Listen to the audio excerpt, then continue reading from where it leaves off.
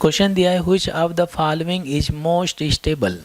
यहाँ पे अगर आप देखें ये सभी आपके डाई इन डले हैं। डाई इन का मतलब दो डबल बॉन्ड डले हैं, ठीक है। और जहाँ कहीं भी अगर डाई इन डले होते हैं, दो डबल बॉन्ड डले होते हैं, तो वहाँ पर पॉसिबिलिटी हो सकती है कि कॉन्जुगेटेड सिस्टम होगा। जहाँ कहीं भी कॉन्जुगेटेड सिस्टम होता है वहाँ पर क्या होता है, अगर ये कॉन्जुगेटेड सिस्टम है तो वहाँ पर क्या हो जाएगा, रेजोनेंस हो जाएगा। और रेजोनेंस की वजह से सिस्टम की स्टेबिलिटी क्या हो जाती है, बढ़ जाती है, ठीक है। डबल सिंगल डबल अगर ऐसा कुछ डला है, इसे हम कॉन्जुगेटेड सिस्टम बोलते हैं। इसकी वजह से रेजोनेंस होगा, फिर इसके बाद में सिस्टम की स्टेबिलिटी बढ़ जाती है। तो इन सभी डाइन में हम सबसे पहले ये चेक कर लेते हैं कि कहीं कॉन्जुगेटेड सिस्टम डला है क्या, ठीक है। तो वहाँ पे चेक कर लेंगे भाई इन कंपाउंड की स्टेबिलिटी ज़्यादा होनी चाहिए। तो ए में अगर आप देखें तो ये आपका double single double conjugated system है, इसका स्टेबिलिटी ज़्यादा होगा। बी वाले में अगर आप देखें डबल सिंगल देन सिंगल, यहाँ पर कॉन्जुगेशन नहीं आ रहा है तो लीजिए मैंने बी को एलिमिनेट कर दिया, ठीक है। अब सी में चलते हैं, डबल सिंगल डबल, यहाँ पर भी कॉन्जुगेशन आ रहा है। और डी में अगर आप देखें तो डबल सिंगल डबल, यहाँ पर भी कॉन्जुगेशन आ रहा है, ठीक है। तो अभी मैंने केवल एक ही ऑप्शन एलिमिनेट किया है, ए में भी कॉन्जुगेशन, सी में कॉन्जुगेशन और डी में कॉन्जुगेशन हो गया। तो रेजोनेंस का कॉन्सेप्ट यूज करके हम यहाँ पर इन तीनों कंपाउंड की स्टेबिलिटी डिटरमिन नहीं कर पाएंगे। रीजन क्या है कि तीनों में कॉन्जुगेटेड सिस्टम डला है, ठीक है, दो दो डबल बॉन्ड डले हुए हैं। तो अब हम क्या करते हैं कि अल्कीन में हम हाइपर कॉन्जुगेशन यूज करके सिस्टम की स्टेबिलिटी बता सकते हैं। जिस अल्कीन में जितना ज़्यादा हाइपर कॉन्जुगेशन होता है उस अल्कीन की स्टेबिलिटी उतना ही ज़्यादा होता है, ठीक है। और हाइपर कॉन्जुगेशन कैसे कैलकुलेट करना है अल्कीन में, जैसे मेरे पास में CH3 और ये CH डबल बॉन्ड CH2 डला हुआ है, तो इसके केस में क्या सीखा हुआ है भाई, ये जो आपका डबल बॉन्डेड सिस्टम है, इस डबल बॉन्डेड सिस्टम का जो नेक्स्ट कार्बन है इसे हम अल्फ़ा कार्बन बोलते हैं। ये आपका क्या होना चाहिए, sp3 हाइब्रिडाइज होना चाहिए, ठीक है। अल्फ़ा कार्बन में लगे हुए हाइड्रोजन को अल्फ़ा हाइड्रोजन बोलेंगे, जिसमें जितना ज़्यादा अल्फ़ा हाइड्रोजन होता है उसमें उतना ही ज़्यादा हाइपर कॉन्जुगेशन होगा, और उतना ही ज़्यादा हाइपर कॉन्जुगेशन होने की वजह से अल्कीन की स्टेबिलिटी सबसे ज़्यादा हो जाती है, ठीक है। तो चलिए कैलकुलेट कर लेते हैं अल्फ़ा हाइड्रोजन, ठीक है, इन सभी अल्कीन में। तो ये जो डबल बॉन्डेड कार्बन है ये क्या है भाई, डबल बॉन्डेड कार्बन, ये डबल बॉन्डेड कार्बन है। इस कार्बन का नेक्स्ट कार्बन ये आपका अल्फ़ा कार्बन बोला जा सकता है। अल्फ़ा कार्बन के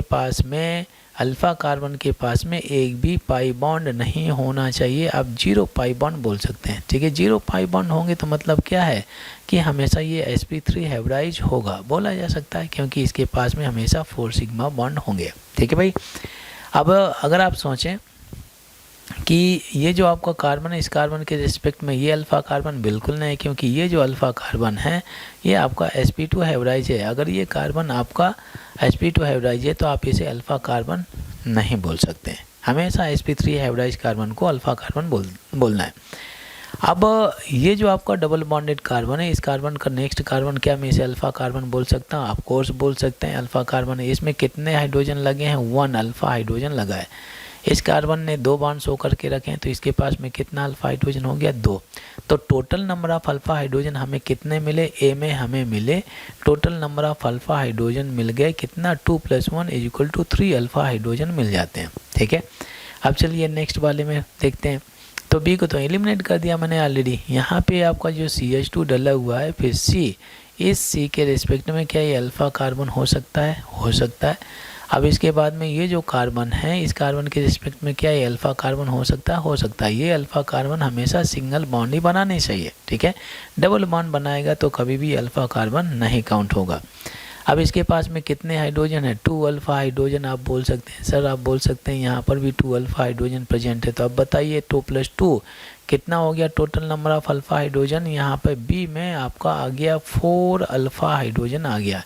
तो इस चीज़ तो क्लियर होने लगी कि ए और बी में अगर कंपेयर करें तो सबसे ज़्यादा बी का स्टेबिलिटी ए के कंपैरिजन में ज़्यादा होना चाहिए। अब चलिए डी में चलते हैं। अरे बी नहीं यार, ये सी होना चाहिए। लीजिए सी हो गया, बी तो एलिमिनेट कर चुके हैं, ठीक है, वो करेक्शन कर दिया मैंने।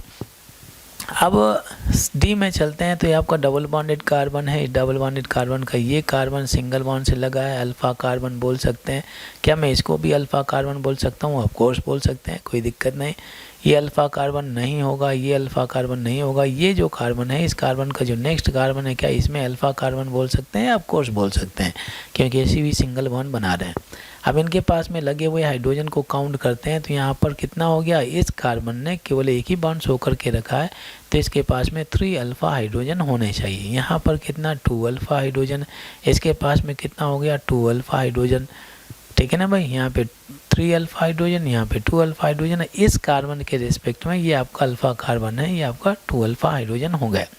अब total number of alpha hydrogen कितने हो जाने चाहिए? 3 + 2 + 2 कितना हो जाएगा भाई? 7 होना चाहिए। 3 + 2 5 + 2 7। तो डी में हमें जो अल्फ़ा हाइड्रोजन मिले, कितने मिले बताएंगे?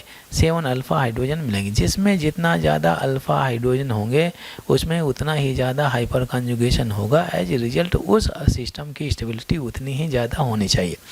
सिंस डी में सबसे ज़्यादा अल्फ़ा हाइड्रोजन हैं, डी में सबसे ज़्यादा अल्फ़ा हाइड्रोजन हैं, इस वजह से डी का स्टेबिलिटी सबसे ज़्यादा होना चाहिए। D option is the right answer.